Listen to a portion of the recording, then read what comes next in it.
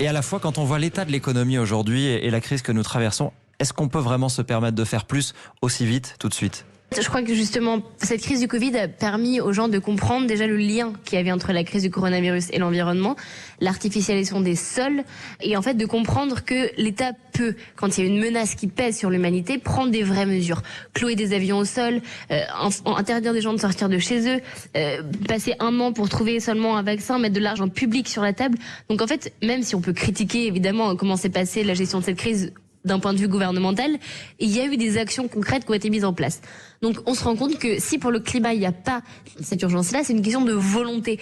Et le lien entre justice sociale et climatique n'est plus à prouver. On sait très bien que après le dernier rapport Oxfam, on s'est bien rendu compte que 10% de la population émettait 52% des émissions de gaz à effet de serre, 10% les plus riches, et pourtant c'est les plus précaires qui trinquent.